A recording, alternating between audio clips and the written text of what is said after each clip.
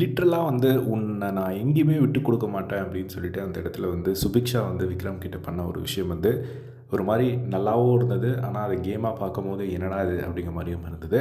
So என்னாச்சு அப்படின்னு பார்த்தீங்கன்னா, இன்னைக்கு வந்து ஒரு டாஸ்க் வந்து விஜய் சேதுபதி வந்து கடைசியா குடுத்திருந்தாரு. இந்த வீட்ல யாரோட கேம வந்து யார் ஓவர்டேக் பண்றா அப்படின்னு சொல்லும்போது வந்து நெறைய பேர் சொன்ன ஒரு விஷயம் வந்து சுபிக்ஷாவோட கேம வந்து விக்ரம் வந்து ஓவர்டேக் பண்றாங்க அப்படின்னு சொல்லிட்டு எக்ஸாம்பிளுக்கு சாண்ட்ரா ஸோ அந்த டாஸ்கில் வந்து ரொம்ப எனர்ஜெட்டிக்காக இருந்தவங்கள வந்து எமோஷனலாக வந்து அட்டாக் பண்ணி அவங்க வந்து உட்கார வச்சது வந்து பார்க்க முடிஞ்சுது அப்படிங்கிற மாதிரி வந்து சொன்னதை பார்க்க முடிஞ்சுது.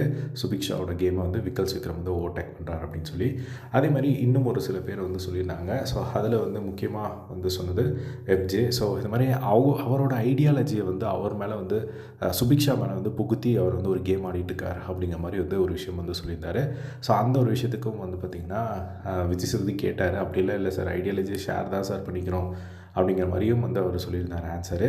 அதுக்கப்புறம் இதெல்லாம் முடிஞ்சதுக்கப்புறம் எபிசோடு வந்து முடிஞ்சதுக்கப்புறம் கடைசியாக வந்து அந்த இடத்துல வந்து ரொம்ப ஃபீல் பண்ணி அவர் அழுதுட்டார். ஸோ அப்பா அவர் வந்து நான்லாம் அப்படியெல்லாம் பண்ணவே இல்லைடா, நம்மளே யோசிக்க கூட இல்லைடா அப்படிங்கிற மாதிரி அழுதுட்டு இருக்கும்போது டக்குன்னு வந்து சுபிக்ஷா வந்து அழுதுட்டு வந்து அவங்க ஒரு பாயிண்ட் வந்து சொல்கிறாங்க.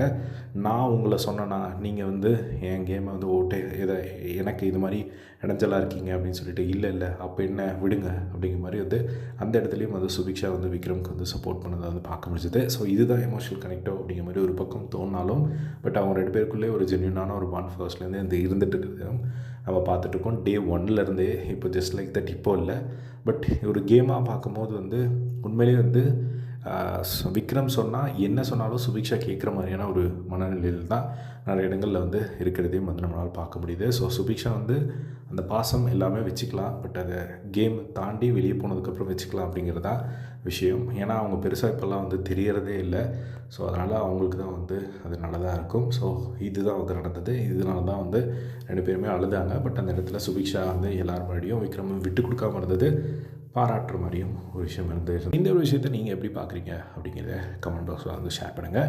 ஸோ இன்றைக்கி எபிசோடு வந்து உண்மையிலேயே வந்து நிறைய விஷயங்கள் வந்து கொஞ்சம் இன்ட்ரெஸ்டிங்காக இருந்ததாங்க. ஸோ பல விஷயங்கள்லாம் வந்து எடுத்து கிண்டி அதிலேருந்து ஒரு கண்டென்ட் பார்த்ததெல்லாம் வந்து கொஞ்சம் இன்ட்ரெஸ்டிங்காக இருந்தது. ஸோ இதே மாதிரிலாம் பிக் பாஸ் லைவ் அப்படியே தெரிஞ்சுக்க நம்மளோட சேனலை சப்ஸ்கிரைப் பண்ணி சப்போர்ட் பண்ணுங்கள். தேங்க்ஸ் ஃபார் வாட்சிங். பை.